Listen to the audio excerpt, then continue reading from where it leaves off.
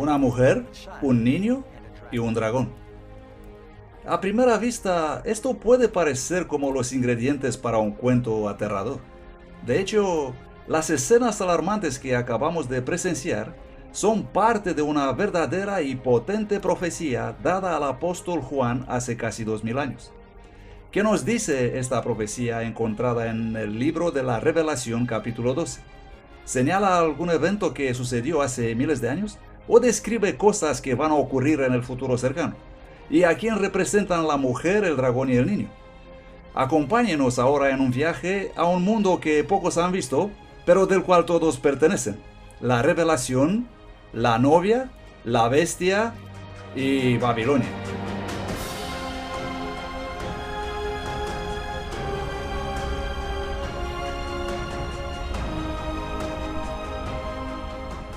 En el último libro de la Biblia, la Revelación, al apóstol Juan se le mostró una visión con una gran lucha entre el bien y el mal. La profecía sobre una batalla que se ha intensificado detrás de las escenas desde el amanecer del tiempo. Los secretos detrás de esta profecía han sido envueltos en misterio por siglos, hasta ahora. Desde los reinos y los gobernantes que han caído en todo el mundo hasta los hombres y mujeres que se levantaron para luchar por sus creencias, esta es la historia del cristianismo, la búsqueda de la verdad y la fundación de la fe de miles de millones de personas. Y apareció en el cielo una gran señal, una mujer vestida del sol y la luna debajo de sus pies, y sobre su cabeza una corona de 12 estrellas. Y estando embarazada, clamaba con dolores de parto y angustia por dar a luz. Y el dragón se paró delante de la mujer que estaba para dar a luz, a fin de devorar a su hijo tan pronto como naciese. Muchos eruditos bíblicos e historiadores han estudiado esta profecía a través de los años y están de acuerdo que la profecía de la Revelación 12 apunta hacia un evento conocido como la matanza de los inocentes, que se produjo en el primer siglo en Judea. En las décadas anteriores al nacimiento de Cristo, el Imperio Romano había conquistado a todo el mundo mediterráneo, incluyendo Judea, y en varios puntos de la historia hubo diferentes gobernadores allí. 20 años antes que Jesús naciera, tenemos al rey Herodes, un rey vasallo de Roma. Tenemos documentos sobre él, extra bíblicos, que nos dice que él era muy cruel, que fue capaz de matar a sus propios hijos, era tan despiadado que no quería saberle cerca de ti. Herodes estuvo muy preocupado cuando una pequeña delegación de sabios del este vinieron a Jerusalén anunciando su búsqueda del recién nacido rey de los judíos. ¿Por qué estaba furioso Herodes? Porque rey de los judíos era el título que el Imperio Romano le ofreció a Herodes. Él preguntó a sus astrólogos ¿hace cuánto es posible que haya nacido ese niño? Ellos determinaron que probablemente habían pasado 2 años como máximo desde el nacimiento del niño, tal vez menos.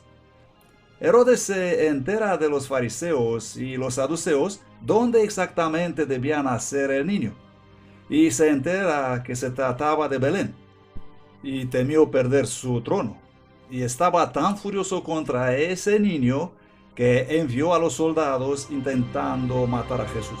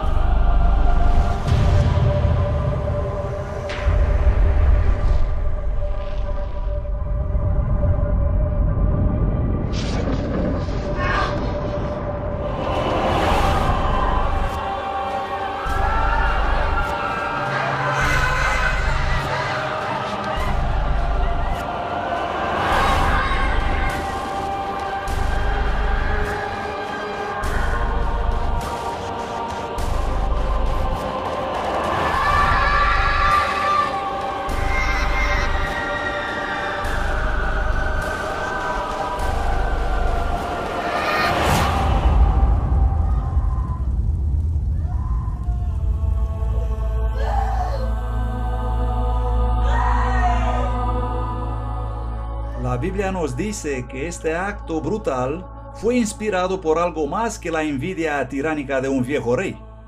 Muchos eruditos bíblicos creen que eso es parte de una lucha mucho más grande que ha continuado a través de las épocas y aún está ocurriendo hoy. Para descubrir los secretos de esta profecía, primero tenemos que identificar a los personajes principales: la mujer, el niño y el dragón. El apóstol Juan dice: apareció una gran señal en el cielo, una mujer vestida del sol y la luna debajo de sus pies y sobre su cabeza una corona con 12 estrellas. Vamos a mirar más de cerca a esta mujer. Sabemos que ella es un símbolo de alguien o algo. ¿Nos dice la Biblia a quién representa esta mujer? Maridos, amad a vuestras esposas, así como Cristo amó a la iglesia y se entregó a sí mismo por ella. Entendemos de esto que la iglesia es la novia de Cristo. No solo es la novia de Cristo, pero en cierto sentido, puesto que el hombre no odia a su propia carne, la iglesia es el cuerpo de Jesús. Muy claramente en la Biblia, una mujer representa a la iglesia. Tenemos una mujer como representante del pueblo de Dios. Podemos ver esto en el Antiguo Testamento y en el Nuevo Testamento. Jesús viene del pueblo de Israel y luego la iglesia crece como algo desarrollado por Jesús. Muy importante, esta mujer está a punto de dar a luz a un niño especial. ¿Quién es este niño? Tenemos algunas indicaciones. Primero, él gobierna con vara de hierro sobre las naciones. Eso es una referencia al Antiguo Testamento, donde claramente Dios es el que gobierna sobre las naciones con vara de hierro. Luego dice que él es llevado al cielo. ¿Y quién es llevado al cielo? Jesús el Cristo. Él es el Rey de Reyes y Señor de Señores. Así que estas dos indicaciones definitivamente nos dicen que se trata de Jesús. Ahora vamos a considerar el archivillano en esta importante profecía, el dragón. Y apareció otra señal en el cielo. He aquí un gran dragón de color rojo encendido. Sabes, me gustaría poder ofrecerte simplemente una teoría imaginaria aquí, pero la Biblia nos dice quién es el dragón. El dragón es el diablo. Tanto en el Antiguo Testamento como en el Nuevo, ¿quién es el destructor? Es Satanás, ya sabemos, el ángel caído, el diablo. Por lo tanto, él ataca tan pronto que Jesús nace en la tierra. Ahí se dirige su ataque. Y el dragón fue arrojado afuera, la antigua serpiente llamada Diablo y Satanás, el cual engaña a todo el mundo. Él fue arrojado en tierra y sus ángeles fueron arrojados con él. Lo que vemos aquí en la primera parte de la Revelación 12 es una representación simbólica del conflicto de los siglos entre Cristo y Satanás. Y encontramos esta descripción retrocediendo hasta Jardín de Edén, donde tenemos una serpiente con alas. ¿Y qué es una serpiente con alas? Es la imagen de un dragón. Y tenemos a esta serpiente, a este dragón descrito en toda la Biblia. Durante toda la vida y ministerio de Cristo, Satanás trató de impedir los planes de Jesús de proveer salvación para la humanidad. Pero él fue herido por nuestras transgresiones, molido por nuestras iniquidades. El castigo por nuestra paz fue sobre él, y por sus llagas nosotros somos sanados. En varias ocasiones lo sacaron a golpes de la sinagoga y querían arrojarlo de un acantilado. Trataron de silenciarlo, lo torturaron públicamente hasta la muerte. Pero la estrategia de Satanás de arruinar el plan de salvación fue totalmente destrozada cuando Jesús resucitó de la muerte. Y el hijo de ella fue arrebatado a Dios y a su trono. Con el Hijo de Dios ya físicamente fuera de su alcance, el diablo dirigió toda su furia sobre los seguidores de Jesús, los nuevos cristianos. Él les hizo mucho daño a través del cruel poder de la Roma imperial. Cuando el dragón se vio arrojado a la tierra, él persiguió a la mujer que había dado a luz al niño varón. El cristianismo era una pequeña minoría perseguida y sufrida que no tenía un estatuto oficial en el Imperio Romano y hubo una serie de persecuciones, algunas de ellas muy duras. Una de las funciones de la religión en el Imperio Romano era asegurar el bienestar del Estado. La idea era que si los dioses eran adorados de manera adecuada, entonces ellos estarían a favor del imperio. Y si eran adorados inapropiadamente, entonces ellos, ya sabes, cosas malas ocurrirían al imperio como resultado de la ira divina. Los cristianos no querían traer sacrificios a los dioses y en este momento los dioses incluían el emperador romano. Así que es fácil considerar a estas personas chivos expiatorios religiosos. Básicamente, si algo va mal, probablemente es porque hay cristianos alrededor. Y por supuesto que tienes que castigarlos. Y el castigo, ya sabemos, en general era la muerte. Lo que la gente pensaba era que los cristianos reunidos también parecían hacer amor con sus hermanos y hermanas, porque había rumores de que ellos cometían incesto. Los cristianos solían llamarse entre ellos hermano y hermana, y solían comer la carne de Cristo. La gente escuchaba que aparentemente los cristianos comían niños, y cuando los paganos oían esto, pensaban lo peor, ¿no? Asumían lo peor. Los cristianos son progresivamente despojados de sus cargos civiles, de sus funciones militares, sus libros son confiscados, sus iglesias son destruidas, se les prohíbe reunirse y así sucesivamente porque existe la ansiedad de que esto está realmente debilitando el bienestar del imperio. Mientras la iglesia primitiva sufría bajo esta persecución devastadora de Roma, sus vidas se convirtieron en un poderoso testimonio para la verdad. Mientras los paganos vivían en constante temor supersticioso, estos cristianos enfrentaban la tortura y la muerte con una paz sobrenatural. Básicamente lo que hizo Nero fue dárselos como comida a los leones. Los ataba a los pilares envueltos en resina y los encendía con fuego usándolos como antorchas humanas para que las fiestas puedan seguir por la noche. Los rompía en pedazos, eran matados por los gladiadores. Simplemente toda forma creativa para poder librarse de esos cristianos. Pero al enfrentarse al doloroso fin de sus vidas, los cristianos cantaban y se regocijaban. Mientras miles de ellos pagaban el máximo precio por su fe, sus oraciones de moribundos y su sangre se convirtieron prácticamente en semillas para la nueva iglesia. La gente estaba tan cautivada por la manera de morir de estos cristianos que inmediatamente la reacción es: ponme en la lista. Así que los cristianos se propagaron como la pólvora. Cuanto más los mataban, más resistían por su fe. Es verdad y creo que se debe enfatizar que la iglesia temprana se propagaba a pesar de ser el objeto de la opresión de los poderosos emperadores extremadamente autocráticos, quienes se posicionaron firmemente en contra de los cristianos y sin embargo la iglesia primaria sobrevive. Tertuliano argumenta que siempre que algo va mal, cada vez que hay una hambruna o cuando hay una peste, una epidemia destructiva, todos dicen los cristianos a los leones. Y luego dice con sarcasmo, como si muchos podrían ser alimento de tan pocos. Y lo que quiere decir es, no puedes destruirnos a todos.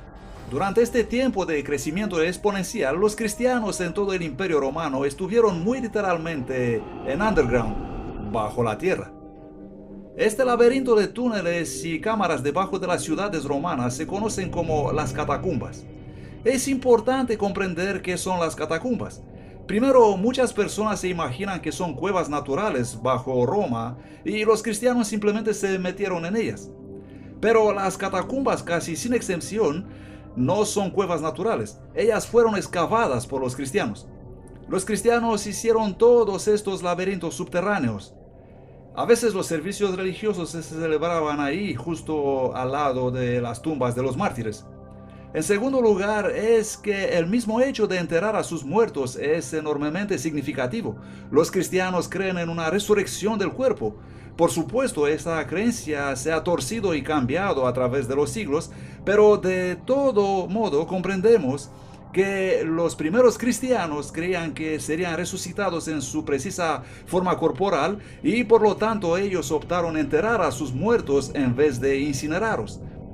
Y entonces, si alguien te ve enterrando a tus muertos, especialmente en momentos cuando existen intensas olas de persecución, era como decirle a la policía, ven a investigarme, es posible que soy un cristiano. En el año 306 después de Cristo, un nuevo emperador romano llegó al poder y las cosas empezaron a cambiar rápidamente. Constantino el Grande fue un hábil líder militar y un político astuto. Constantino tuvo que llevar una serie de guerras civiles para lograr su objetivo político de convertirse en emperador. Y ese es su propio objetivo personal y político y no tiene nada que ver con el cristianismo. Él marchó desde Galia, la actual Francia, donde estaba su sede, para enfrentar a su rival Magencio en Italia. Constantino marcha desde el norte y tienes que pensar que hasta Italia hay un largo camino.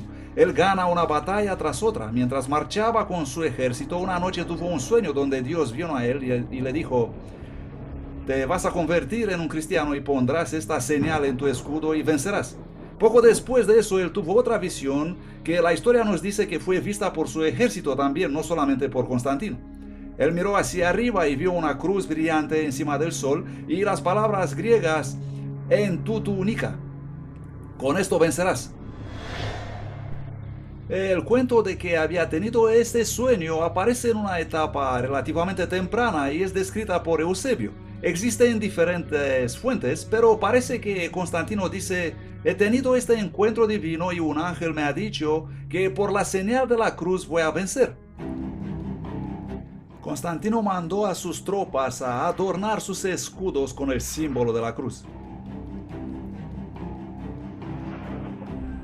Su oponente entonces sale de la ciudad para enfrentarse al invasor Constantino y su ejército, que estaba ahora bastante entrenado, ya que habían ganado varias victorias en el camino desde el norte, desde Milano hasta Roma. Magencio cruza el río por el puente Milvio y tiene a Constantino y su ejército enfrente, y el río y la ciudad detrás de él. No es la mejor situación en que puedes estar. Si no puedes derrotar el ejército invasor, no hay dónde retirarte. Por lo tanto, pierde la batalla. Así que para Constantino, quien ciertamente no es todavía un cristiano, esto es algo poderoso porque él mismo cree que el Dios cristiano me ha dado la victoria. El Dios cristiano es más poderoso que estas otras deidades. Constantino hizo el símbolo de la cruz parte de las banderas imperiales y continuó luchando bajo ese símbolo y ganó. Y siendo un buen emperador romano, seguro habrá pensado: si tengo el símbolo de la cruz, estoy en el camino correcto. Así que si eres un pagano y simplemente alguien que está confundido acerca de la religión, tienes este choque de deidades. ¿Y quién llega a estar en la cima? El Dios cristiano. Puedes sacar tus propias conclusiones. Gradualmente, el sentimiento nacional contra el cristianismo comenzó a invertirse. Durante el reinado del Constantino, los cristianos pasaron de ser una secta perseguida a tener abiertamente posiciones de influencia en los tribunales y palacios de reyes y gobernadores. Así que una gran parte de la élite, acostumbrados a dirigir las cosas, se convirtieron automáticamente en obispos locales, etc. Ya sabes, se convirtieron al cristianismo. No era tan grande el salto porque la mayoría de ellos de todos modos creían en un ser divino supremo que tenía diferentes representaciones. Si querías avanzar en el ejército o en la administración pública imperial, tenías todos los incentivos para convertirte en un cristiano, porque todas las personas en la cúpula son cristianos. Así que ya sabes, si querías avanzar en la alta jerarquía, ya sea en el servicio militar, civil o en la corte, la gente se convertía en cristianos. Eso se volvió muy atractivo debido al edicto de tolerancia de Constantino. Constantino puede justificadamente reclamar el título de grande porque condujo la historia del mundo en un nuevo camino e hizo el cristianismo, que hasta entonces había sufrido una sangrienta persecución, la religión del Estado.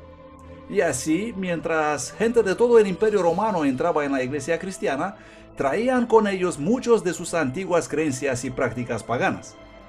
Ahora que al cristianismo se le había dado el estatus de religión completamente legal, posteriormente se volvió muy atractivo para las nuevas generaciones y para muchísimos miembros de la cúpula jerárquica. Ahora el porcentaje de los cristianos en esa élite creció y decreció dramáticamente el número de los oponentes al cristianismo. Ese fue prácticamente el verdadero cambio.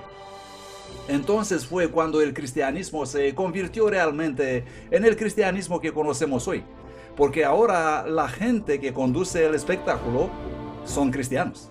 Con el tiempo, los líderes de la iglesia comenzaron a adoptar vestiduras majestuosas y extravagantes ceremonias que pertenecían a las religiones paganas, y en lugar de los simples mandamientos de Dios, comenzaron a enseñar supersticiones y tradiciones de hombres. Ahora, en lugar de que la iglesia cristiana convirtiera al mundo pagano, los paganos se estaban convirtiendo a la iglesia. Hay un tren saliendo del primer siglo representado por los documentos que tenemos en el Nuevo Testamento que demuestran una especie de conformación de la iglesia allí. entrando en este largo y oscuro túnel en el siglo II y saliendo otra vez en el siglo IV. Pero el tren que sale ahora en el siglo IV es tan diferente al tren de la iglesia que había entrando en el túnel que clamas asombrado: ¿qué es lo que pasó? En el año 391 después de Cristo, por orden del emperador Teodosio I, el cristianismo se convirtió en la religión oficial de Roma. La adoración en los templos paganos fue ilegalizada y todas las otras prácticas religiosas suspendidas. Intentas cristianizar un imperio, intentas cristianizar una cultura pagana. Entonces, si solamente tienes templos paganos, les pones una cruz encima y los transformas en basílica. Pones que pinten en ellos imágenes bíblicas, héroes bíblicos, santos y mártires.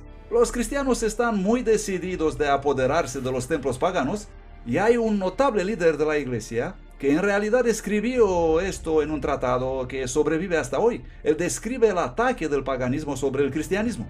Y parte de esta evidencia es cuando escribe: vuestros mismos lugares de adoración son ahora lugares de adoración cristianos. Nos hemos apoderado de ellos, los hemos limpiado de idolatría, los hemos santificado y los hemos hecho lugares donde es adorado el único Dios verdadero. ¿Qué evidencia más clara queréis que vuestro sistema de creencia es falso? ¿Dónde están vuestros dioses si permitieron que esto ocurra? Así que los cristianos deliberadamente en aquel momento y muy planificado como estrategia tomaron no solamente los templos paganos, sino los rituales e ideas, y ellos pensaron socavarlos para avanzar en la causa de expandir el cristianismo. Lo que no sabemos es hasta dónde llegaron de verdad con este pensamiento, si dijeron hasta qué punto es legítimo hacer eso y en qué momento quizás empezamos a tomar otras ideas.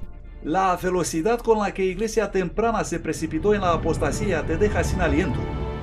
Mientras que millones de paganos se dieron la prisa a unirse a la iglesia, eran naturalmente reticentes a deshacerse de sus tesoros idólatras. Los romanos y los griegos estaban tan acostumbrados a estar rodeados por los símbolos de sus deidades que comenzaron a hacer lo mismo con el cristianismo. Muchos de estos nuevos convertidos simplemente renombraron sus ídolos con nombres cristianos como Pablo, María y Pedro.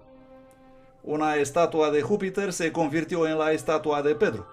Sabemos esto debido a que tiene un disco solar justo sobre su cabeza. Eso nos dice claramente que no se trata de Pedro, sino que es una estatua pagana que fue renombrada.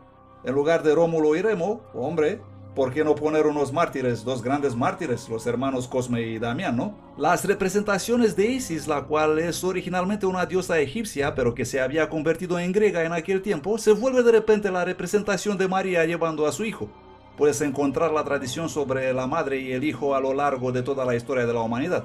Está en el mitraísmo, está en Babilonia, lo tienes hasta muy lejos en Persia. Y así María adquiere las características de estas otras diosas. Isis viste un manto azul oscuro, está casi siempre colocada encima de una luna creciente. Ella es la madre de todos los dioses, está siempre llevando a sus brazos a Horus, su hijo.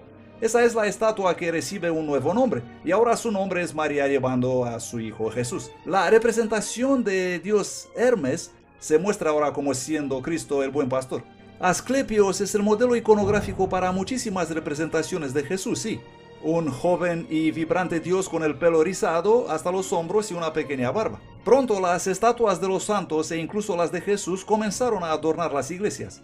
A pesar de que Dios prohíbe claramente esta práctica en los 10 mandamientos, la gente continuamente venera y ora a estos ídolos renombrados. No te harás imagen, ni ninguna semejanza de cosa que esté arriba en el cielo, ni abajo en la tierra, ni en las aguas debajo de la tierra. No te inclinarás a ellas, ni las honrarás.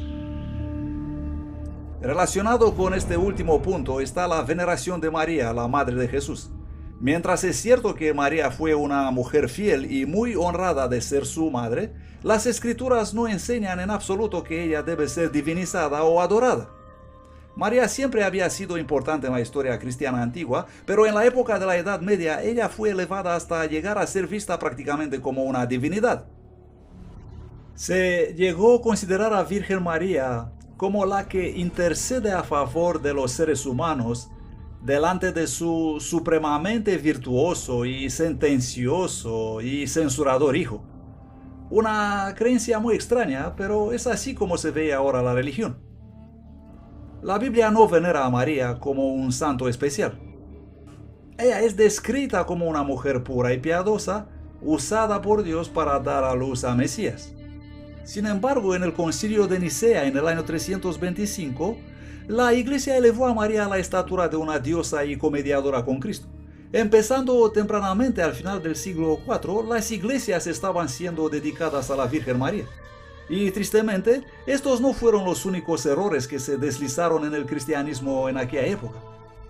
Durante la época apostólica, el bautismo era una ceremonia sagrada reservada solamente para los que tenían la edad suficiente para tomar una decisión racional para Cristo. Era un testimonio público de aceptar a Cristo y su perdón. El bautismo representa literalmente estar muertos y enterrar nuestra vida antigua y ser resucitados, nacidos de nuevo para una nueva vida en Cristo. Sucedió con el paso del tiempo una redefinición del cristianismo y se empezó a bautizar adolescentes y luego menores de edad, considerándolos ya listos para hacer el compromiso para la fe. La ceremonia del bautismo se realizaba también en un lago o un río, donde la persona podía ser totalmente sumergida, eso significando que estaba completamente lavada de sus pecados. La práctica del bautismo fue poco a poco alterada por la Iglesia. Cientos de años después de Cristo, el rociar y derramar agua fueron introducidos como una forma más cómoda de bautismo. Esto en realidad debilitó el poderoso simbolismo del servicio y contradice el ejemplo de Jesús, que fue bautizado por inmersión. Y sigue siendo el caso hasta alrededor del siglo XII. Pues en el siglo XII es el tiempo cuando los teólogos están realmente reexaminando la doctrina cristiana y llegan a la conclusión que el pecado original, el pecado que toda la humanidad tiene como resultado de la desobediencia en el jardín de Edén, existe en el alma desde el momento del nacimiento. Era un concepto antibíblico que un niño podría pecar muy pronto después de su nacimiento y por lo tanto si pecaba estaba en peligro de ir al infierno y arder para siempre en el infierno. Así que la única manera de cuidarlo era bautizarlo. Y tenía que ser bautizado en la iglesia. Si no era miembro de la iglesia, era en vano. Así que los teólogos dijeron, tenemos que empezar a bautizar bebés inmediatamente, tan rápido como sea posible después de su nacimiento.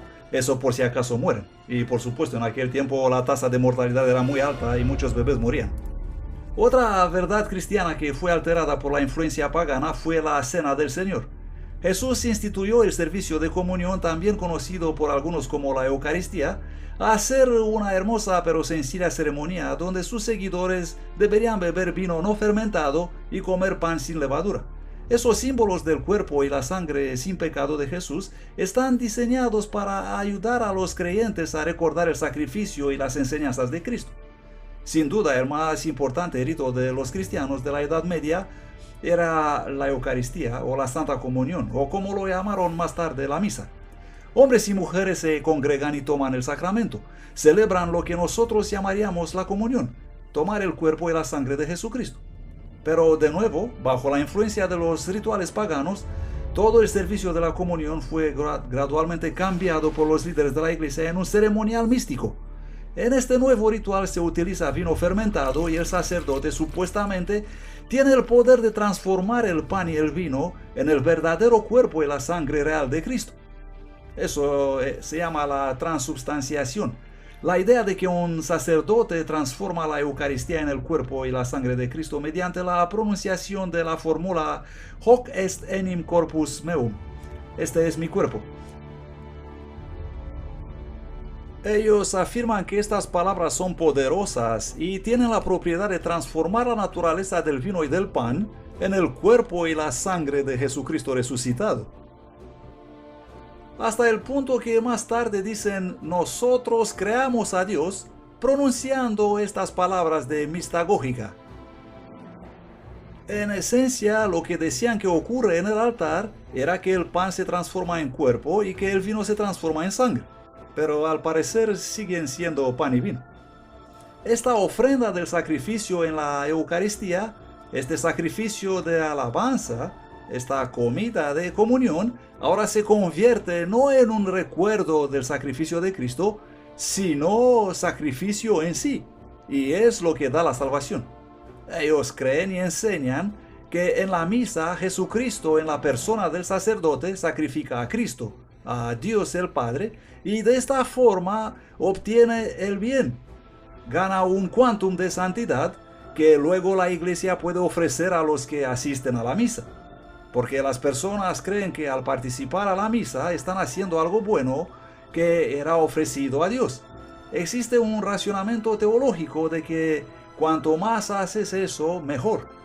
En el año 1415 después de Cristo, en el concilio de Constanza, líderes de la iglesia decretaron que solo los sacerdotes podían beber el vino y que los feligreses solo recibían el pan. Sin embargo, la Biblia dice claramente que cuando Jesús estableció el servicio de la comunión, todos los presentes bebieron del vino. Unos 300 años después de Cristo, la iglesia comenzó a desviarse de otro de los 10 mandamientos. Se trata del cuarto mandamiento, que requiere que los creyentes recuerden el séptimo día de la semana como siendo el día de reposo de Dios, el sábado divino. Recuerda el día sábado para guardarlo santo. 6 días trabajarás y harás toda tu obra, pero el séptimo día es el sábado de Jehová tu Dios. En el Imperio Romano el judaísmo era una religión antigua y las religiones antiguas eran respetadas. Cuando los judíos siguieron luchando contra Roma, lo que solía ser una especie de paraguas de seguridad para el judaísmo se convirtió en un pararrayos para el cristianismo. Los cristianos empezaron a negar el judaísmo, los judíos los perseguían y así que los cristianos empezaron a distanciarse de los judíos. Líderes de la iglesia comenzaron a devaluar el sábado del séptimo día de los 10 mandamientos y preferir el domingo romano que era más popular. Algunos cristianos erróneamente pensaron que debían ayunar el sábado, pero que era mejor celebrar el domingo. Eso es lo que hacían los paganos, ayunar el sábado y festejar el domingo.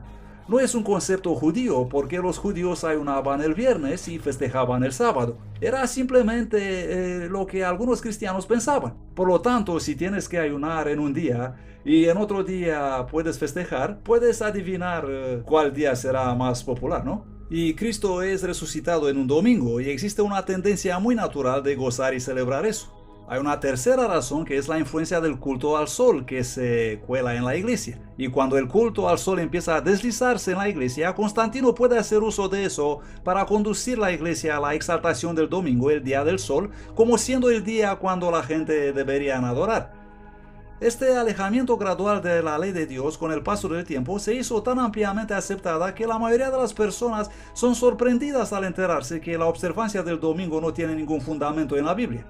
En el año 313, Constantino publicó el Edicto de Milán estableciendo el domingo como día de descanso. La ley dominical del emperador no tenía nada que ver con el cristianismo. En realidad era para honrar al dios del sol grecorromano llamado Helios o Apolo. El emperador Constantino se había convertido supuestamente al cristianismo, pero mantenía también su adoración al dios sol. Él cambió el día de adoración del sábado del séptimo día, que obviamente pertenecía a la tradición judía, al sábado del primer día, el día del dios sol, el domingo. Y desde entonces los cristianos, una gran parte de ellos, la mayoría, guardaron como día de adoración el día del sol en vez del día del sábado.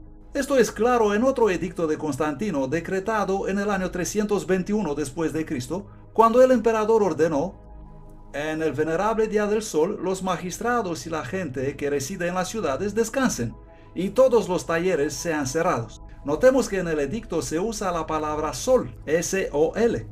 También existe registro de que Constantino hizo una ley para todo el imperio de que el domingo debería ser guardado como día de descanso.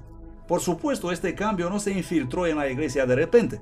La historia nos dice que por décadas el sábado del séptimo día, junto con el domingo, fueron los dos observados como días santos. La iglesia primaria claramente guardaba el sábado judío en los tiempos de los apóstoles, pero desde los mediados hasta el fin del tercer siglo, eso fue en gran parte abandonado o estaba en proceso de ser abandonado. A los inicios del cuarto siglo, en muchas partes del Imperio Romano, los cristianos están generalmente adorando el domingo. Muchos cristianos durante este periodo de tiempo guardaban el sábado y luego el domingo tenían un ceremonial recordando la resurrección, después del cual iban a sus trabajos habituales. Es durante el reino de Constantino cuando la idea de transferir la solemnidad del sábado al domingo fue por primera vez expresada. Siglos antes, el profeta Daniel había predicho que se levantará un poder religioso que pensará cambiar los tiempos y las leyes. En medio de los 10 mandamientos existe únicamente una ley que es también un tiempo: el sábado. La doctrina del fuego infernal fue también distorsionada por la mitología pagana. En el libro de la Revelación, la Biblia enseña que después del gran día del juicio, los perdidos serán arrojados en un lago de fuego. En aquel momento, cada persona es castigada de acuerdo a lo que merece. Y entonces son totalmente consumidos y perecerán eternamente. Y no temáis a los que matan el cuerpo, pero no pueden matar el alma. Temed más bien a aquel que puede destruir el alma y el cuerpo en el infierno. Porque los que viven saben que han de morir, pero los muertos nada saben. Los sacerdotes empezaron a enseñar que el infierno es un lugar de tormento eterno gobernado por el diablo, donde se llega en el momento de la muerte. La iglesia apóstata pudo utilizar este horroroso concepto de interminable tortura para aterrorizar y manipular tanto al rey como al plebeyo. Lo más trágico de todo esto es que esta falsa enseñanza presenta a Jesús como una especie de sádico malvado. Eso anima a muchos ateos y agnósticos a desafiar el cristianismo y las enseñanzas cristianas sobre un Dios amoroso, si ese Dios hace algo que es más horroroso incluso de lo que hizo Hitler. No importa cuáles fueron los hechos de una persona, ¿son miles de millones de años de tortura el pago para ese crimen? Así aparecieron muchas personas que odiaban a Dios y aprendieron a odiar a Dios debido a esta falsa doctrina. Otro concepto pagano que se infiltró en el pensamiento cristiano fue con respecto a la vida después de la muerte. El purgatorio es la idea que enseña que al morir algunas personas entrarán en un fuego infernal temporal, donde son purificadas para el cielo. El purgatorio es un lugar a medio camino, es decir, una parada entre el cielo y el infierno. Y lo interesante del purgatorio es que puedes escapar de él. Como dice la misa, consignados a las llamas de la aflicción. Está lleno de bichos, está lleno de olores sulfúricos. Puede que es un poco mejor que el infierno, pero tampoco es un día al campo.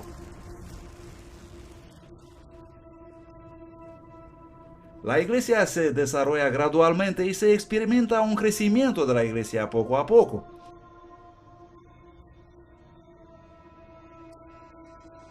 La idea es que todo el que muere con sus obras de penitencia incompletas probablemente tendrá que pagarlas en algún lugar de sufrimiento post-mortem. Ellos sufrirán a fin de que sean purificados, depurados de sus pecados y ofensas que han cometido en la vida. La gente medieval creía que todos serán salvos y redimidos si fueran miembros bautizados de la iglesia.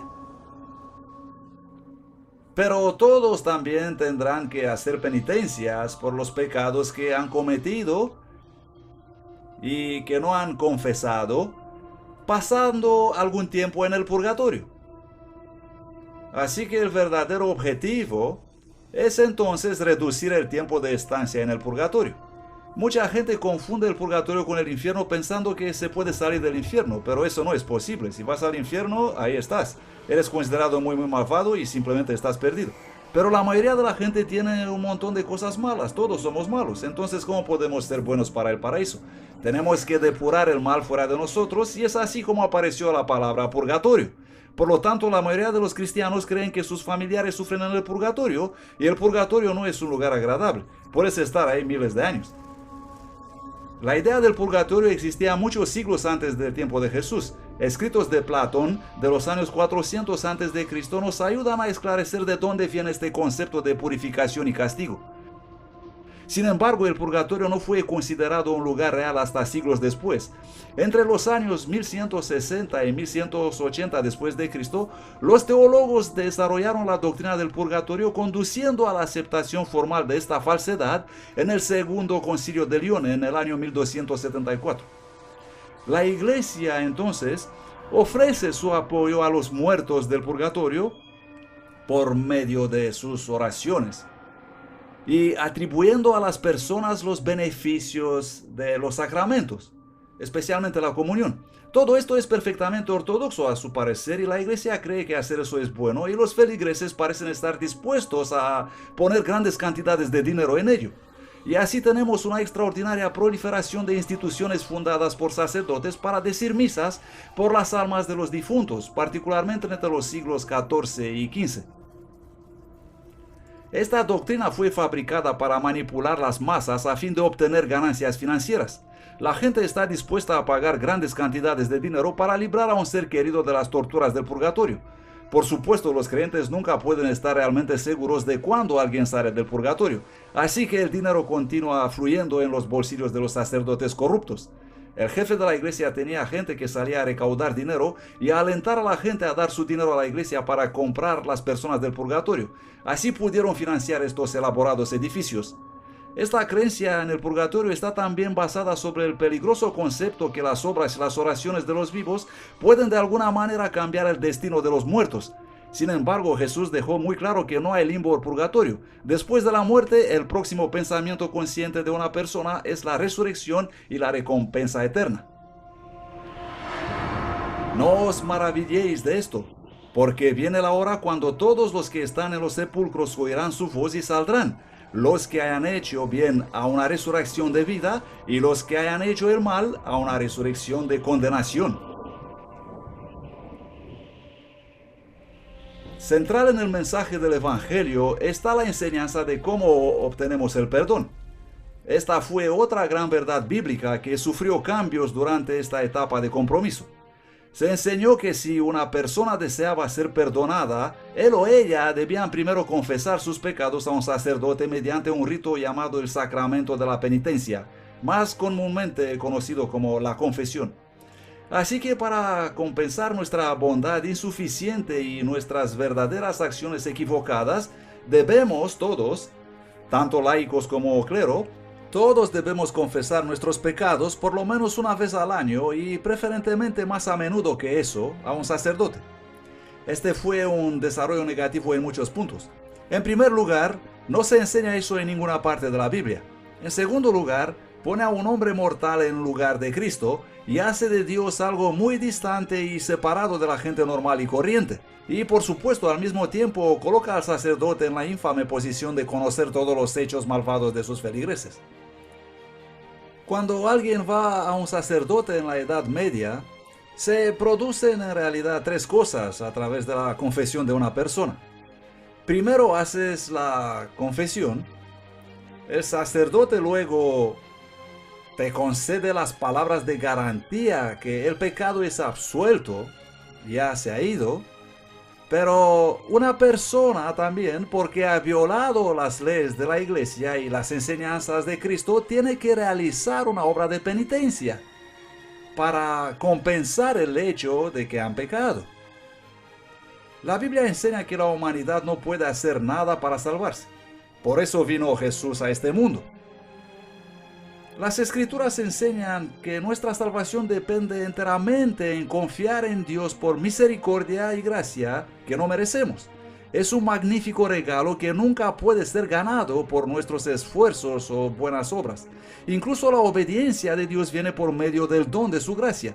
La doctrina de salvación por la fe del Nuevo Testamento es ampliamente enseñada y comprendida hoy, pero durante la oscuridad de la Edad Media fue muy fácil convencer a las masas analfabetas que tenían que realizar buenas obras para ganar el favor de Dios. A la gente se les enseñaba que un pecador, a fin de obtener alguna esperanza de apaciguar a Dios, él o ella necesitaban pagar grandes sumas de dinero, realizar dolorosos actos de penitencia o hacer alguna cansada peregrinación. Esto a menudo incluía una obligación de recitar ciertas oraciones una y otra vez como requisito para obtener el perdón. 40 Ave Marías, 10 Padres Nuestros y poner una moneda en el cajón de las colectas. Para las religiones paganas del mundo, la idea de oraciones o cantos repetitivos no era nada nuevo. Se creía que se podía apaciguar o influenciar a los dioses con el constante eco de las oraciones o al usar palabras mágicas especiales. Jesús nos advirtió claramente en contra de esta forma de oración.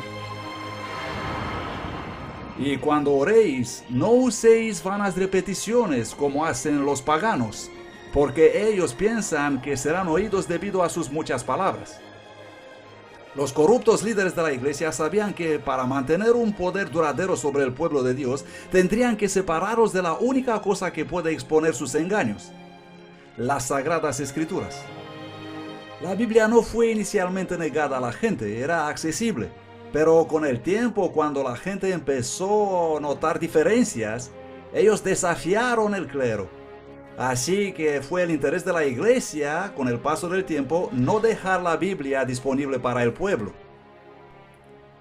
Solamente los sacerdotes pueden interpretar las Escrituras, porque ellos combinan las Escrituras con la tradición, y la tradición interpreta la Biblia.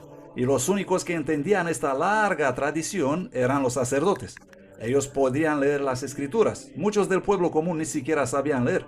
Y los sacerdotes querían estar seguros que se interpreta la Biblia en una forma que armonice con su tradición.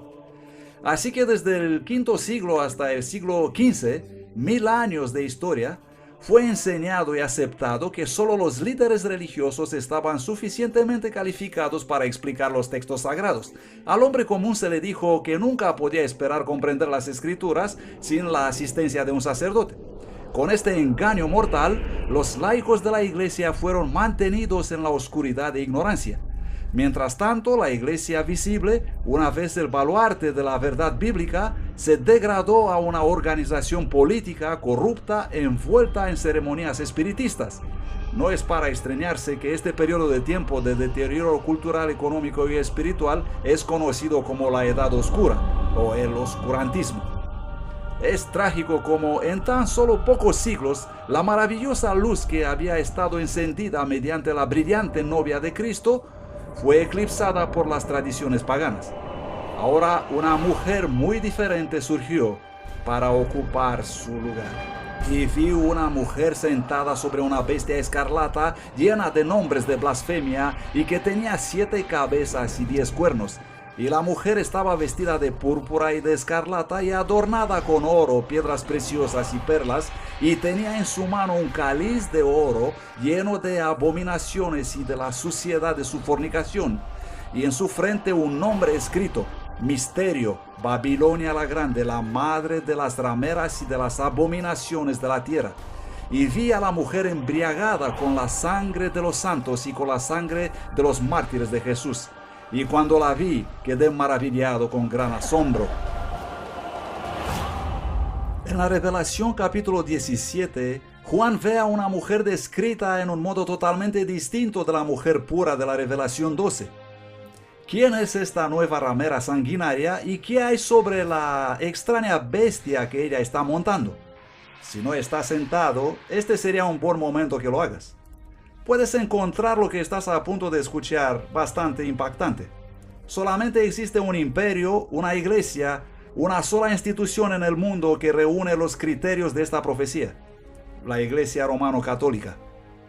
Esto no significa que todas las personas de esta religión son malas, engañosas o perdidas. Muchos católicos son personas muy amables y han hecho una buena cantidad de bien a lo largo de la historia. Este asunto trata en realidad con una lucha mucho mayor entre poderes espirituales e instituciones combatiendo sobre la verdad de la Biblia.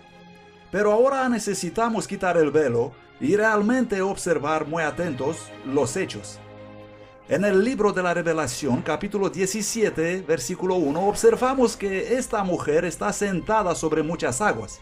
Afortunadamente, el ángel nos explica el significado de este símbolo en el versículo 15. Luego él me dijo: las aguas que viste, donde se sienta la ramera, son pueblos, multitudes, naciones y lenguas. Así que la mujer reina en una civilización densamente poblada. Probablemente habéis escuchado la expresión "todos los caminos conducen a Roma". Durante el apogeo de su gobierno, los romanos habían construido una red de 80,000 kilómetros de carreteras a través de todo el imperio. Justo cuando el imperio romano empezaba a desmoronarse, la iglesia en Roma estaba ganando fuerza. En efecto, la Iglesia Católica se apresura a llenar el vacío de poder que queda por la caída del Imperio Romano.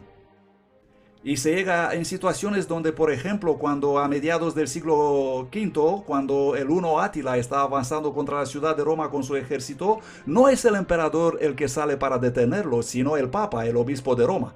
Este tipo de prominencia política, así como prominencia religiosa, viene en realidad para definir el papel del Papa. La profecía indica también que la mujer está montando sobre una bestia con 7 cabezas y 10 cuernos. Obviamente estas cosas son símbolos. Esta criatura aquí representa claramente el mismo monstruo con 7 cabezas y 10 cuernos que hemos visto un poco antes en conflicto con la novia de Cristo en el capítulo 12. Y es la misma bestia que el mundo está obligado a adorar en el capítulo 13, pero que representan estas 7 cabezas y 10 cuernos. Las 7 cabezas son 7 montes sobre las cuales se sienta la mujer. Los 10 cuernos que has visto son 10 reyes. Solo hay una ciudad en el mundo sentada sobre 7 colinas como estas. Una ciudad importante, y esta es la ciudad de Roma. Por lo tanto, no hay ninguna duda en las mentes de la mayoría de los expositores bíblicos que cuando Juan habla sobre esta mujer, él habla de Roma. Tenemos que ver la conexión aquí. 7 cabezas, 7 montes. Vas a Revelación 12, 7 cabezas. Vas a Revelación 13, otra vez 7 cabezas. Hay una continuidad aquí. Es en la ciudad de Roma, llamada la ciudad de las 7 colinas, donde toda el área está realmente confinada a la propiedad del Estado de Vaticano. Existe solamente una iglesia que también es un país independiente y tiene poder político mundial, el Vaticano. Este país, con la población más pequeña del mundo, fue establecido como un estado independiente con 44 hectáreas en Roma. Detrás de los muros de la ciudad del Vaticano hay menos de 1000 personas que viven en este pequeño país gobernado por el Papa, que tiene poder ejecutivo, legislativo y judicial absoluto. Embajadores de todo el mundo se reúnen con el Papa y sus representantes buscando la influencia y orientación de este poder religioso internacional. Hasta las Naciones Unidas se reunieron para escuchar al Papa. Cuando el Imperio Romano del Occidente cayó, su territorio fue fragmentado en 10 divisiones principales. Los 10 cuernos representan a los 10 reyes o reinos formados por la división final de la Roma imperial. Los 10 cuernos son la descripción de Roma que se dividió en 10 reinos más pequeños. A lo largo de la historia, el catolicismo ha dominado muchos reinos. Tenemos la iglesia cabalgando sobre un poder político. ¿Comprenden? Porque la mujer cabalga sobre la bestia. Y del mismo modo, por muchos siglos la iglesia estuvo en control.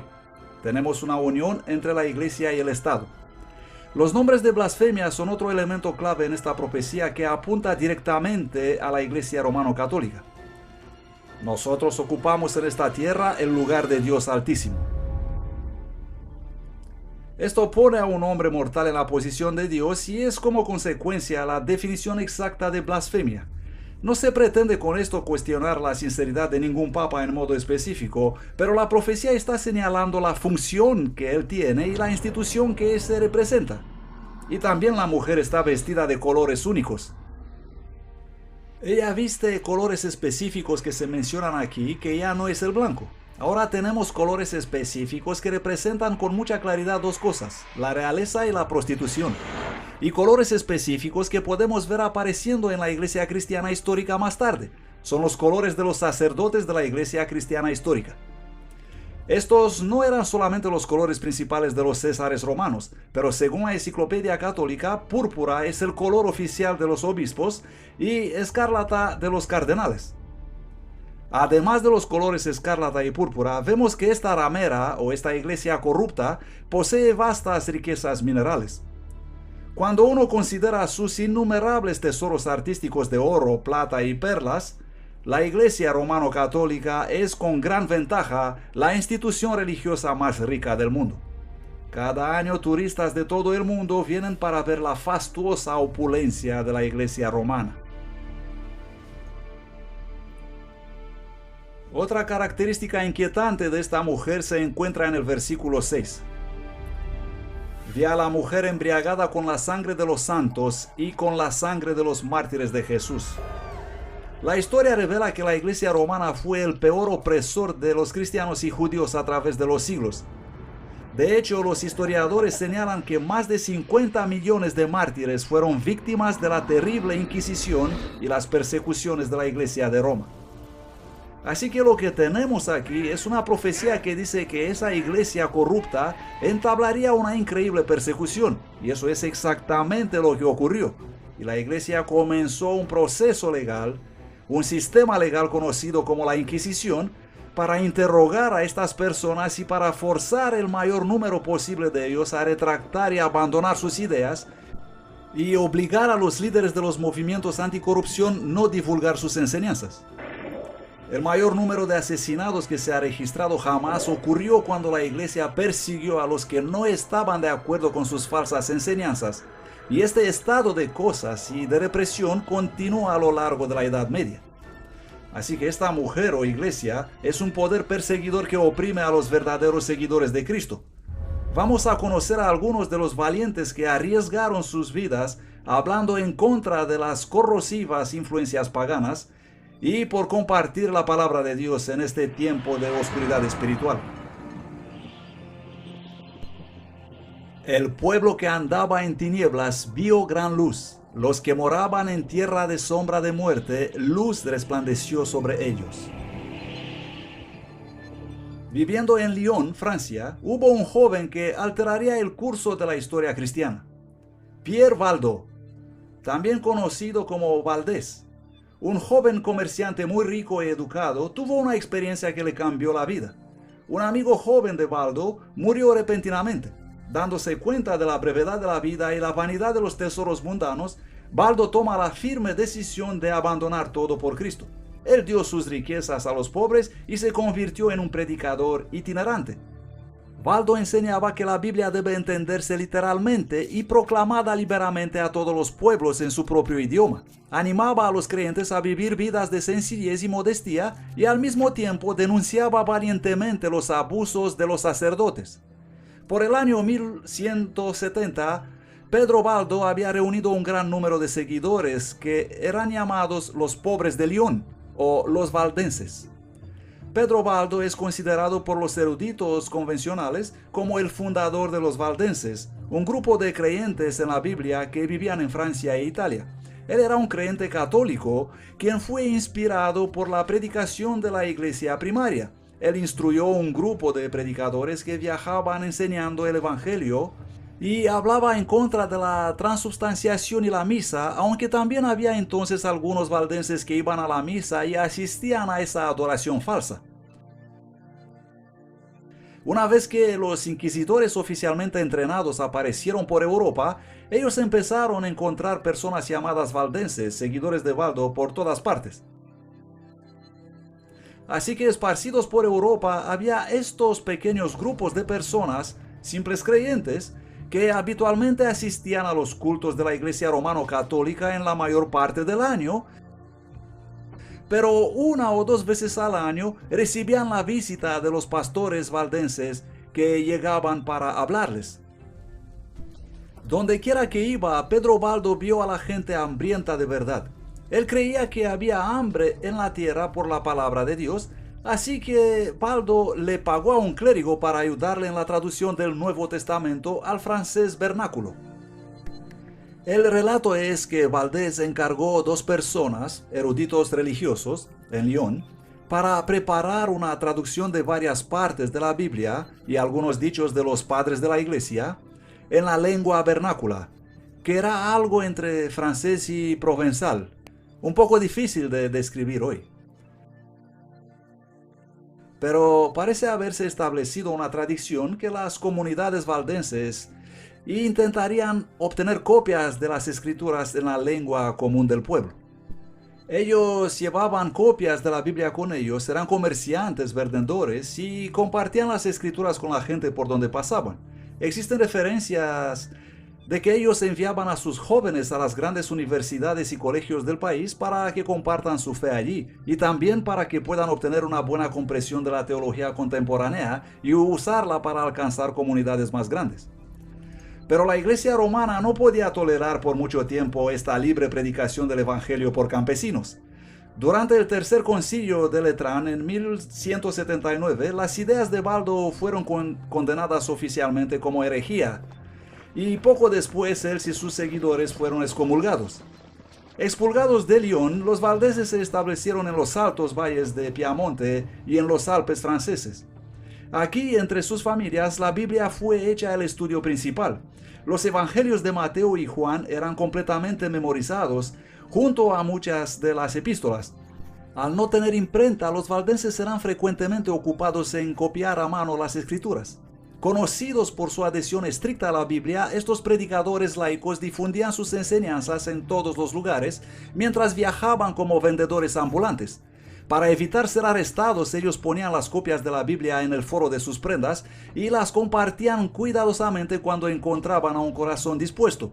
Incluso después de la muerte de Pedro Baldo en 1218, la iglesia romana continuó ferozmente perseguir a los valdenses.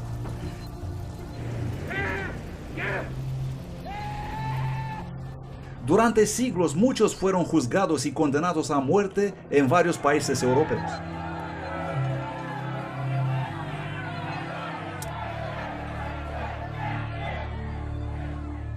El Espíritu Santo inspiró a muchos dentro de la iglesia, quienes valientemente se levantaron y militaban para la reforma. Uno de estos hombres fue John Wycliffe, un teólogo inglés y predicador laico, traductor y profesor en Oxford. Su educación resultó ser una gran ventaja para él, mientras comenzó a señalar los errores cancerosos que habían sido difundidos entre el pueblo de Dios. Wycliffe nunca quiso ponerse en contra de los líderes de la iglesia, pero al ver las evidentes contradicciones entre lo que dice la Biblia y lo que hacía la iglesia, no podía guardar silencio. Wycliffe es realmente una persona algo inusual para poder acusarle de ser hereje, porque él era un catedrático de Oxford. Él había sido criado prácticamente dentro de la estructura de poder de la iglesia. Sin embargo, Wycliffe estaba muy preocupado por lo que veía a su alrededor. Cuando vio a Roma sustituyendo las Santas Escrituras con la tradición, acusó al sacerdocio de robar el pan de vida del pueblo hambriento espiritualmente. Él creía que la Biblia era la autoridad suprema y empezó la traducción de la Biblia. Los seguidores de Wycliffe fueron llamados lollardos. Ellos iban de lugar en lugar distribuyendo Biblias y predicando. Los lollardos creían en las escrituras sagradas, leían la Biblia traducida por Wycliffe y vivían en la misma piedad simplista, igual como lo predicaban y hacían los valdenses y otros predicadores del comienzo del siglo XII. Este fue el regalo más grande que Wycliffe pudo ofrecer a la gente común. Ningún documento ha modificado el curso de la historia más que la traducción en inglés de la Biblia. Wycliffe presentó algunas de las verdades que más tarde el protestantismo resucitó y, como acabo de exponer, sus enseñanzas, a pesar de haber sido escritas siglo antes, estaban preparando el camino para que el pueblo de Inglaterra acepte cuando iba a venir la reforma protestante. Wycliffe tuvo la valentía de declarar que la autoridad universal del Papa era antibíblica. Fue en estas condiciones que el 22 de mayo de 1377 el Papa Gregorio XI condenó los escritos de John Wycliffe, declarando que sus enseñanzas eran peligrosas para la Iglesia y para el Estado.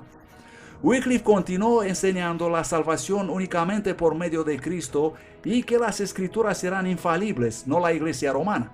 Con el tiempo, sus escritos y trabajo de reforma se extendieron como las ondas sísmicas, influyendo a millones de creyentes. Se encontraban en cualquier lugar donde había maestros y eruditos teólogos que los tenían.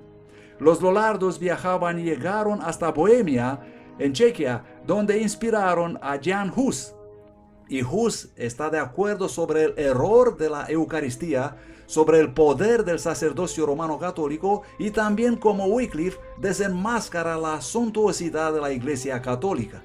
Hus era solamente un adolescente cuando Wycliffe murió, pero las obras de Wycliffe tuvieron una poderosa influencia sobre su vida y sobre su futura misión. Jan Hus fue un predicador de Bohemia, hoy República Checa. Él era también profesor universitario y capellán del rey. Se le confió luego el oficio de predicación en una iglesia que había sido recién construida llamada Capilla Betel.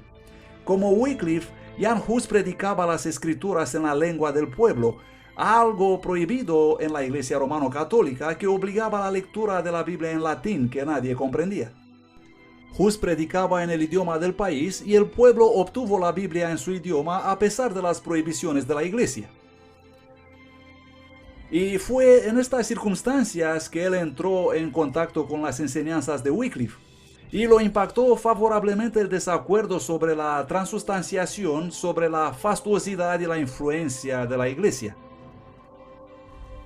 Caminando un día por la ciudad, Hus vio dos hombres que exponían un par de pinturas como una forma de protesto silencioso. Los cuadros presentaban dos escenas distintas. En uno estaba la imagen de Jesús solo, entrando humildemente en Jerusalén, seguido por sus discípulos cansados del viaje. En la otra pintura se mostraba la imagen del Papa vestido en ricas y lujosas ropas, transportado en una plataforma y seguido por una majestuosa procesión. Las pinturas ciertamente presentaban un contraste entre Jesús, quien dijo que las zorras tienen guaridas y las aves del cielo nidos, pero el Hijo del Hombre no tiene donde reclinar la cabeza, con el esplendor magnífico del palacio del Papa y del séquito papal. Movido por estas evidencias, Hus comenzó a denunciar públicamente el orgullo, la ambición y la corrupción del clero, y sin temor hizo un llamado para la reforma en la iglesia. Si debes interpretar la Biblia de acuerdo con la verdad, y la verdad es lo que dice la iglesia, ¿cómo puedes entonces corregir los errores en la iglesia? No puedes hacer nada. No existe corrección para la iglesia. Y ese es el fundamento del error, que permite a la Iglesia Católica empezar con los errores y seguir con los errores. Jan Hus fue llamado a Constanza, en Alemania, para defender su crítica contra la Iglesia de Roma. Segismundo, el rey de Hungría y más tarde del Sacro Imperio Romano, le garantizó un pasaje de seguridad, algo como inmunidad diplomática. Pero inmediatamente que Hus llegó en la ciudad, él fue arrestado y puesto en el calabozo en el castillo Gottlieben.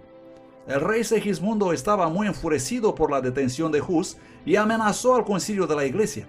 Pero el concilio convenció al rey de que las promesas hechas a un hereje no tenían que ser respetadas.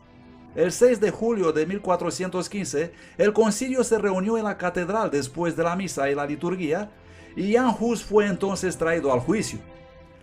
Se le pidió defender sus posiciones. Al defenderlas, se le encontró expresando herejías, y por lo tanto él fue condenado y juzgado por herejía. Entonces los guardias llevaron a Hus para ser ejecutado. En el lugar de su ejecución, Hus se mantuvo firme. Mientras las llamas se levantaban sobre su cuerpo, él fue capaz de elevar su voz en canto. Entre sus últimas palabras antes de su muerte, él predijo que dentro de 100 años Dios levantaría un hombre que llamaría a la reforma y que no podría ser suprimido. Criado en un humilde hogar de Mansfeld, Alemania, Martín Lutero, teólogo, autor, compositor y sacerdote católico, fue sin duda el más conocido reformador religioso del siglo XVI. Lutero nació el 10 de noviembre de 1483, unos 70 años después del martirio de Jan Hus. Nacido en una familia trabajadora de clase media, con varios hermanos y hermanas, Lutero desarrolló un firme carácter y personalidad. La familia Lutero parece haber sido, en cierta medida, una familia de grandes triunfadores. Los padres eran muy estrictos, de acuerdo con los relatos posteriores de Lutero. Eran muy estrictos con el joven Martín y ciertamente vieron que el camino a seguir para su hijo era mediante la educación. En su juventud él fue instruido para ser abogado. Sin embargo, una experiencia dramática cambió para siempre el curso de su vida. Lutero es atrapado en una tormenta y teme por su vida. Está fuera, teme no ser alcanzado por algún rayo. Los relámpagos caen delante de él, detrás de él y en ambos lados de él. Y entonces, en terror, él clama y promete que si un santo lo va a salvar, se convertirá en un monje. Llamó a la Santa Ana y a otros santos por las causas perdidas. Santa Ana, líbrame y me convertiré en un monje. Y cumplió su palabra. A pesar de las furiosas protestas de su padre, Lutero abandonó sus estudios de derecho, vendió sus libros y entró en el monasterio agustino de Erfurt, donde se dedicó totalmente a la vida monástica. Siguiendo su desesperado anhelo por la salvación, él practicaba frecuentes ayunos, largas horas de oración y una vida austera y un sinfín de confesiones.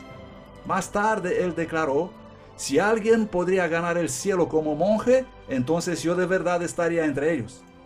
Lutero encontró ahí un anciano confesor que percibió que Martín tenía un alma particularmente sensible, y ese viejo sacerdote se dio cuenta que Lutero debía enseñar la Biblia. Por lo tanto, Martín Lutero se convirtió simultáneamente en profesor de teología, predicador en la iglesia de la localidad y miembro de la comunidad religiosa de la Casa de los Agustinos. Hacía prácticamente 3 oficios. En Wittenberg él aprendió a estudiar la Biblia en los idiomas originales de la misma. Pronto Lutero empezó a compartir libremente las verdades que estaba aprendiendo en sus estudios y los oyentes estaban encantados. En el año 1510, Lutero hizo una peregrinación para visitar la sede de la iglesia en la santa ciudad de Roma. Se enfermó al presenciar la terrible avaricia y maldad que vio a todos los niveles del clero.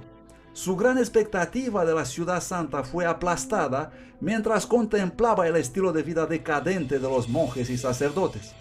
Eso estaba en fuerte contraste con su vida piadosa de Alemania.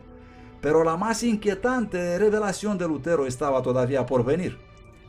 Él se fue a Roma y estaba subiendo arrodillado las famosas escaleras cuando escuchó una voz, no necesariamente un sonido verbal, sino una voz en su mente que dijo: el justo vivirá por la fe. Y así subiendo esas supuestas escaleras de Pilato, de rodillas, para poder obtener una supuesta garantía, ya sabes que no vas a quemarte en el purgatorio por demasiado tiempo, de repente se dio cuenta mirando a su alrededor: ¿pero qué estamos haciendo nosotros aquí? La Biblia dice que la garantía viene por fe. Se levantó de pie y ese fue el punto de cambio definitivo. Lutero comprendió finalmente la importancia de confiar únicamente en los méritos de Cristo para el perdón. Al regresar de Roma en 1512, Lutero fue galardonado con el doctorado en la divinidad de la Universidad de Wittenberg y comenzó a predicar valientemente a la gente que los cristianos no deben aceptar ninguna doctrina a menos que viniera de la Biblia. Y fue ese principio de sola escritura que se convertiría en el grito de guerra de la Reforma.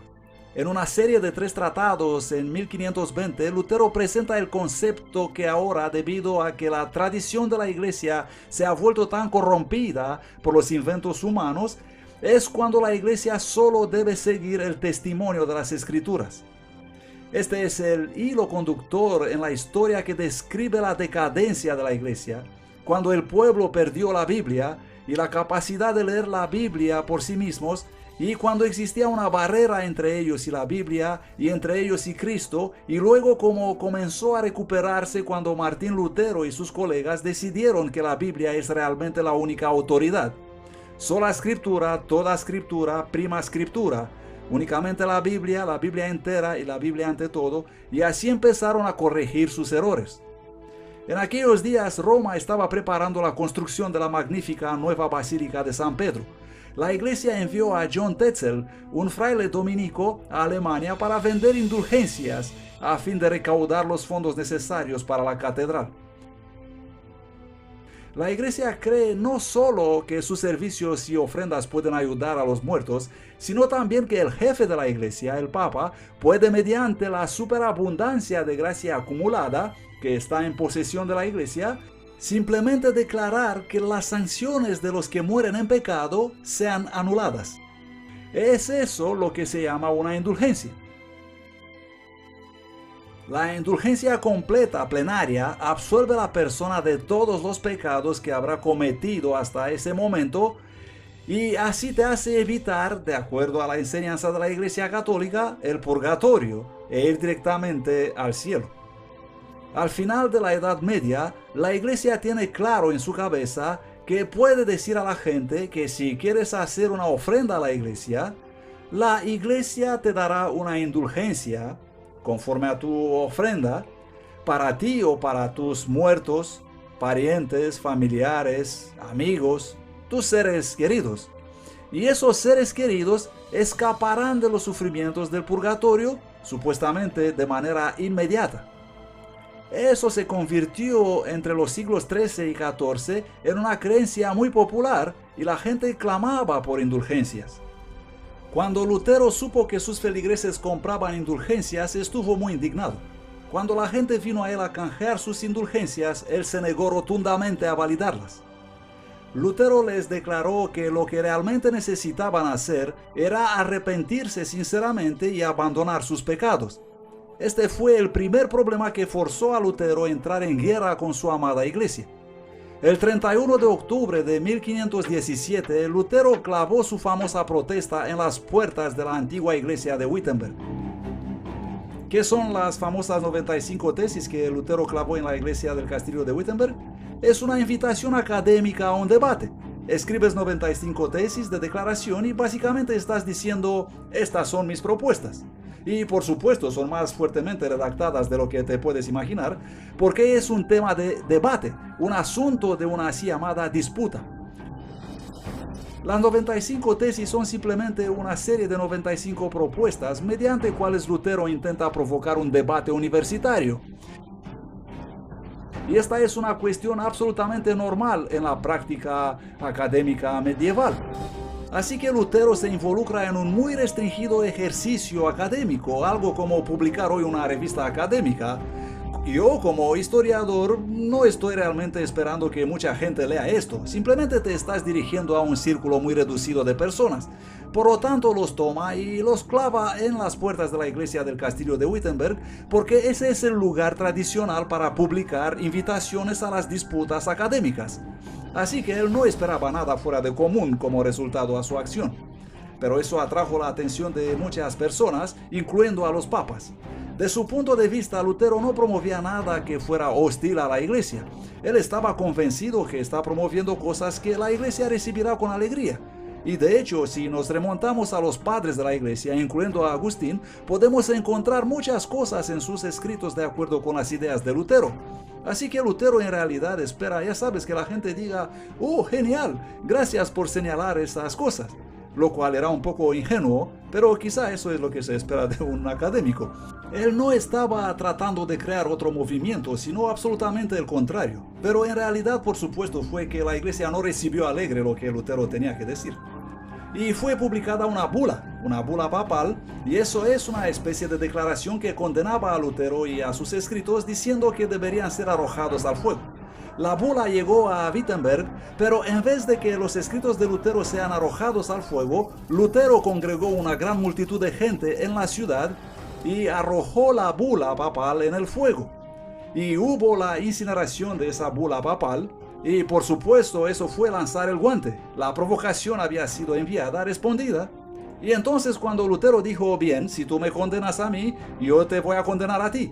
Porque él creía que este es realmente un asunto sobre la verdad, y si la iglesia estaba condenando la verdad bíblica, entonces la iglesia en realidad debía ser el anticristo. Y él así la nombró, y por supuesto cuando llamas a alguien anticristo, es bastante difícil llegar a un consenso y compromiso con él. Entonces el emperador alemán organizó una audiencia y todos los príncipes y sacerdotes importantes fueron reunidos para una histórica asamblea en un lugar llamado Worms. Aquí había representantes de todos los diferentes príncipes, nobles y ciudades libres del imperio. Y Lutero va creyendo que tendrá la oportunidad para debatir. Pero la iglesia sabe que Lutero es un brillante expositor y por supuesto no le darán ninguna oportunidad para hablar. Él fue sacado delante de todos, se le mostró un montón de libros apilados y se le pusieron dos preguntas. ¿Son tuyos estos libros? ¿Y vas a retractar? Es decir, ¿vas a negar las enseñanzas que escribiste en ellas? Pero Lutero no respondió inmediatamente. Él dijo, sí, estos son mis libros, pero hay muchas cosas escritas en ellos y necesito algo de tiempo para meditar en eso. Él casi pierde el coraje, pero finalmente no lo perdió. El siguiente día él viene y empieza a jugar con las palabras. Ellos le pedían, ¿vas a retractar o no tus escritos? Y él decía, bueno, me pedís retractar todas mis obras porque hay escritos aquí que todos en la iglesia están de acuerdo con ellas. Y empezó a crear un debate. Pero no lo dejaron. Ellos decían, no, tú solamente tienes que retractar eso. ¿Vas a retractar o no? Es un momento heroico especialmente porque en cuanto a Lutero, él estaba seguro que eso iba a conducir a su Es sei muerte. denn, ich durch das Zeugnis der Schriften oder durch klares Überzeugen. Él declaró: a menos que se me convenza mediante el testimonio de las Sagradas Escrituras o por claros razonamientos, porque no confío ni en el Papa ni en su concilio, ya que es bien conocido que a menudo han errado y se han contradicho a sí mismos, estoy sometido a las Escrituras que he citado y mi conciencia es cautiva a la palabra de Dios. No puedo ni quiero retractar nada, ya que no es seguro ni correcto actuar en contra de la conciencia. Esta es mi postura. No puedo hacer otra cosa. Que Dios me ayude. Amén. El concilio no tuvo mucho que decir en respuesta y Lutero fue declarado proscrito. Su literatura fue prohibida y se ordenó su detención.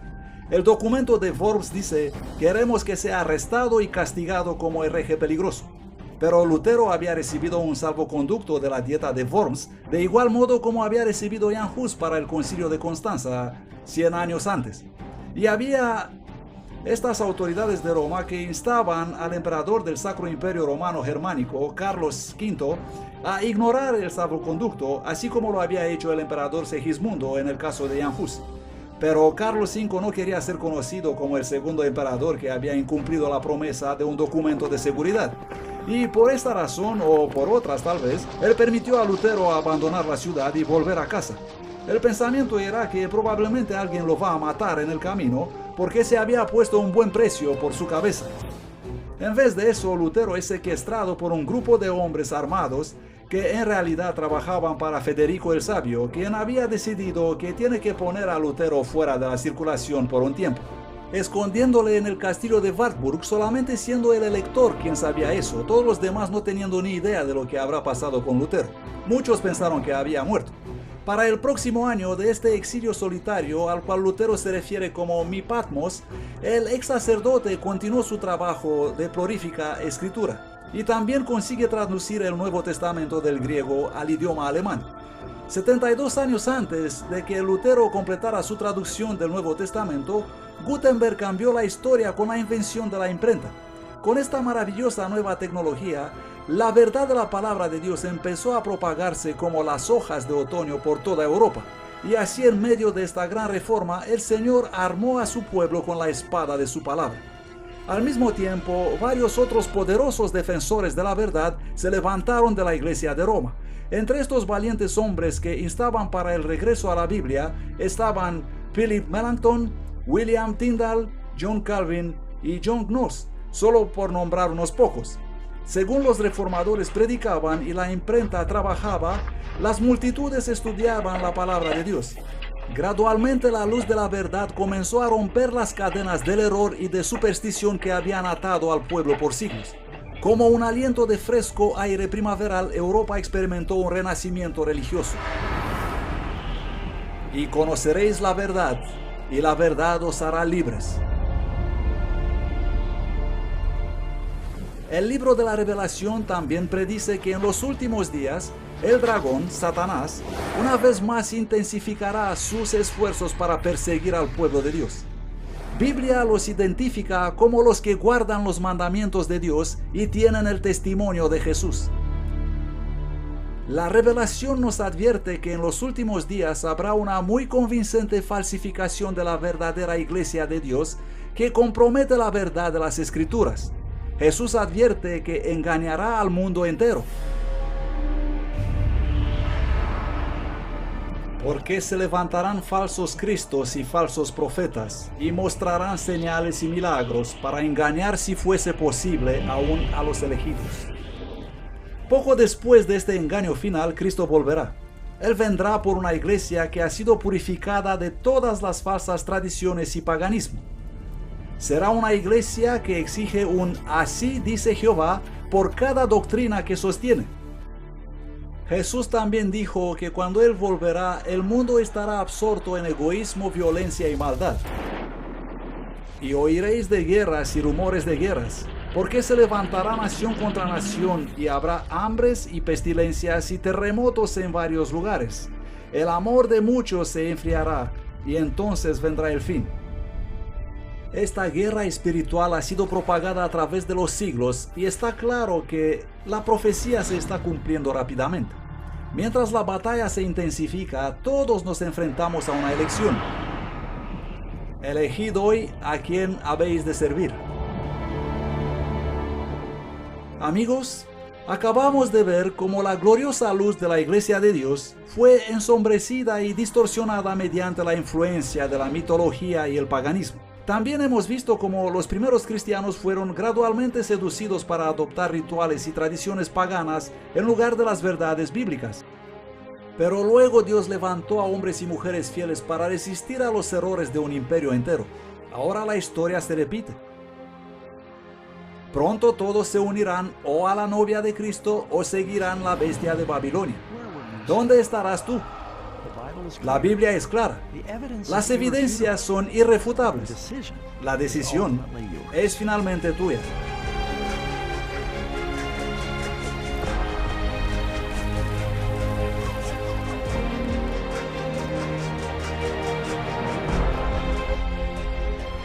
Seguramente yo vengo pronto.